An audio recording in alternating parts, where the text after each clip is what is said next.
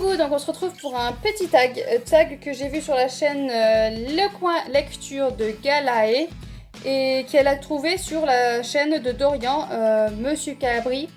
Donc n'hésitez pas à aller voir leurs deux chaînes, c'est Dorian qui a créé apparemment le tag. Donc on va commencer tout de suite, j'ai trouvé ça plutôt intéressant, je vous ai même pas dit comment s'appelait le tag. Donc c'est le tag de la conso livresque, voilà, pour voir un peu la façon de consommer. Question 1. Quelle est ta fourchette de budget? Alors, fourchette de budget, on va dire que moi j'ai un peu une genre de tirelire que je remplis assez régulièrement, voilà. On va dire que j'ai de l'argent de poche. Voilà, j'ai de l'argent de poche qui rentre. Ça doit faire à peu près dans une moyenne de 120 € d'argent de poche par mois. Voilà, donc ça fait un bon argent de poche, hein. Donc je peux me permettre à peu près de dépenser, on va dire, tous les mois une centaine d'euros, à peu près. Je respecte plus ou moins ça parce que dans les achats de livres, je compte aussi les achats de livres pour mes enfants. Donc voilà, si je compte pas mes enfants, on est bon. À part il y a certains mois où on est un peu moins bon, mais bon, voilà. On essaye d'équilibrer. Question 2, tu consommes plus en librairie indépendante, médiathèque, internet ou grande surface?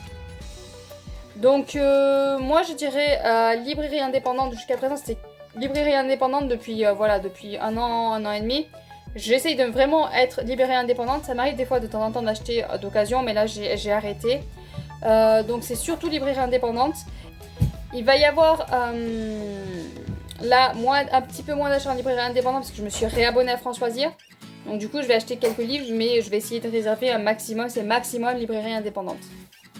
Question 3, qu'est-ce qui influence le plus tes achats? Donc couverture, auteur, avis, résumé. Donc moi, je me base d'abord sur la couverture. Voilà, la première chose qui va me faire tilt, c'est la couverture. Après, je vais voir qui est le titre du livre et l'auteur. Donc si c'est un auteur comme Victor Dixon, Grimaldi, enfin les auteurs, mes auteurs chouchous, forcément, voilà, ça va m'intéresser de plus en plus. Je vais lire le résumé. Et puis après, je vais voir un peu les avis, un peu à droite, à gauche. Et à ce moment-là, je vais me dire si je le prends ou pas. Donc je fais un peu, c'est un regroupement d'un peu de tout en fait. Donc première chose, c'est la couverture. Après, je passe au titre et à l'auteur. Après, je vais lire le résumé. Je vais voir après un peu les avis à droite à gauche. Et à ce moment-là, je vais me décider si je l'achète ou pas. 4. Ton dernier craquage. Donc là, le dernier, je crois que c'est les Françoisir. Donc c'est les intégrales de Grisha et je sais plus, l'ours et le rossignol. C'est un intégral aussi. Il y a l'ours et le rossignol, les deux autres livres. Ensemble, il y a les intégrales. Sinon, il y a les intégrales aussi de Brajlon à 10 €. Donc là, je me suis dit 10 €, je me prive pas et je me suis lâchée. Et la vie d'Adi Larue chez Lumen, le résumé me tentait énormément. Voilà, donc ça c'est les derniers craquages, mais c'est les derniers craquages de juin. Parce que à l'heure où je filme la vidéo, on est fin juin. Du coup, voilà. Du coup, les derniers craquages, c'est un peu... Voilà, c'est pas trop à jour parce que du coup, je vais vous poster ça sûrement en août. Et vous avez les derniers craquages de juin, donc... cette question est un peu faussée, on va dire. 5. Achètes-tu plus en grand format, poche ou numérique? Donc numérique, normalement, j'achète pas. Mais je me suis fait avoir, voilà, il y avait un code promo, je crois que j'avais pris celui de Piketty, chez Boobox, où normalement c'est 14 €. Donc j'ai payé 14 €, voilà. Mais le code promo permettait de ne pas payer. Mais je sais pas ce qui s'est passé, il y a eu un bug ou je ne sais quoi, du coup j'ai payé les 14 €, donc voilà. Je me suis retrouvée à payer des numériques, mais sinon je ne paye pas de numérique, ou à moins que ce soit vraiment la dernière fois si j'ai acheté pour le Plib, il était à 1 €. Donc voilà, si c'est vraiment une grosse promotion et que voilà, je voulais absolument le lire pour le Plib, bon, ok, mais sinon je n'achète pas de numérique parce que voilà, le numérique c'est pas trop mon délire. Voilà, les seuls numériques entre guillemets que j'ai, à part ceux que je vous ai dit là de Boobox, sinon c'est les numériques du Plib. Voilà, je suis pas très numérique, donc acheter des numériques ça serait un peu bête, vu que j'ai pas trop tendance à les lire. Les poches, j'en achète de temps en temps parce que c'est pas très cher, mais je préfère les grands formats sans... Voilà, les grands formats c'est cher, c'est beaucoup plus cher, mais je préfère largement les grands formats, et pour la prise en main, et pour esthétiquement parlant en fait. Je suis superficielle parce que c'est esthétiquement parlant, un grand format est beaucoup plus beau. 6. Que fais-tu des livres que tu as lus ou que tu ne liras pas? Alors les livres que j'ai lus, si j'ai aimé, je les garde. Si je n'ai pas aimé, ils dégagent. Pareil, les livres que je ne lirai pas, ils dégagent. Donc je vais les mettre en général en boîte à livres. Je vais les proposer sinon à ma cousine ou à ma tante. Si ça les intéresse pas, je vais les mettre en boîte à livres. Tout simplement, je m'embête pas à les revendre. Même si je roule pas sur l'or, c'est vrai que je pourrais essayer de faire un effort et de revendre. Mais voilà, j'ai pas envie de m'embêter à revendre. Donc du coup, en général, je mets dans la boîte à livres. 7. Es-tu déjà fait influencer par des avis? Ouais. Ouais, oui, oui, oui, oui, oui, oui, oui, oui. Voilà. C'est souvent, voilà, des avis tellement bien, on va dire entre guillemets vendus, tellement bien parlés, tellement bien, voilà, tellement énergique, tellement, ben voilà, ça m'arrive, hein, je veux dire, au pays de Toti parle souvent de ces livres tellement bien que, ben après j'ai envie de me les acheter, donc je les mets sur une wishlist. Bon, je les achète pas de suite, hein, mais c'est dans une wishlist, j'ai une wishlist, c'est un carnet en fait, voilà. Pikitty pareil, Vibration littéraire, enfin, toutes les chaînes que je regarde en fait, c'est m'influence. Il y a souvent des livres, ben, je me les note, donc j'ai une liste énorme, je ne pourrais pas tout lire, pas tout acheter, mais c'est noté. On sait-on jamais. 8 plutôt 9 ou occasion. Donc avant, je n'achetais pas de livres, je passais en Mediatek, voilà, parce que tant que mes enfants étaient petits, tout ça, je voulais pas trop dépenser. Après, j'ai commencé à acheter un petit peu d'occasion. Et puis maintenant c'est neuf, voilà. Maintenant, j'ai de l'argent de poche. Donc du coup, on dirait une ado, hein, mais ouais, à 34 ans, j'ai de l'argent de poche. Mais bon, j'ai de l'argent de poche qui rentre, et du coup, ben, je me permets d'acheter voilà, des livres neufs. Et je préfère. Je préfère le neuf, l'odeur du neuf, je sais pas. Pourtant, un livre d'occasion bien conservé, pas abîmé, c'est pareil qu'un livre neuf, mais je sais pas, il y a un petit quelque chose, j'aime bien le neuf. Et puis ça fait de l'argent pour l'auteur, parce que d'occasion, j'ai entendu dire que dans certains pays, les occasions, il y avait de l'argent reversé à l'auteur, mais en France, non. L'occasion ne reverse rien du tout à l'auteur. Donc du coup, voilà, le fait d'acheter neuf aussi, je me permets de me dire, bah cet argent va un petit peu dans la poche de l'auteur aussi. Question 9. Achètes-tu des livres pour les lire tout de suite ou tu les laisses patienter au chaud dans ta palle? Alors, j'adorerais acheter un livre et le lire de suite. Ne pas avoir de palle du tout, ça serait vraiment un rêve. Malheureusement, j'ai accumulé beaucoup de livres, dont j'ai récupéré beaucoup de livres, j'ai acheté des livres et j'ai pas pu les lire tous tout de suite. Ce qui fait que bah, du coup j'ai 300 livres dans ma palle, voilà. Donc du coup non, je les achète, en général ils patientent un petit peu dans la palle et après ils sont lus. Mais c'est vrai, j'adorais pouvoir aller en librairie, acheter un livre, le lire de suite. Mais voilà, vu qu'en plus je suis accro à faire des palles, du coup je me fais des palles et du coup quand j'achète un livre, ben voilà, il fait pas partie de la palle et du coup je le lis pas de suite. Ça arrive, hein, ça arrive que des fois j'achète un livre et il me fait tellement envie que je le lis de suite. Mais c'est assez rare. Mais c'est quelque chose que j'aimerais beaucoup, voilà. Ben, je vais en librairie, je l'achète et hop, je l'attaque. Et ce serait vraiment quelque chose que j'adorais. Mais pour ça, il faudrait que j'ai une palle un peu moins grosse ou que j'arrête de me faire des palles. Question 10. Achètes-tu plusieurs titres d'une saga ou d'un auteur avant d'en avoir lu un ou tu patientes? Donc j'avoue que j'ai un petit cerveau stupide. C'est que j'aime bien avoir les sagas en entier. Voilà, j'aime bien commencer une saga et savoir que je l'ai en entier. Pas avec tout, hein. Il y a des sagas que j'ai attaquées et que je les ai pas toutes en entier. Mais c'est vrai que je sais pas, j'ai ce truc là d'aimer avoir les sagas en entier. Le labyrinthe, ben, j'avais la saga en entière, donc je l'ai attaqué, j'ai pu l'enchaîner, donc c'est plutôt pas mal. Quand on aime, c'est bien, mais quand on n'aime pas, c'est un peu stupide. Le sorceleur, c'est pareil, j'ai acheté toute la saga en entier. Et là, elle est en stand-by pour l'instant.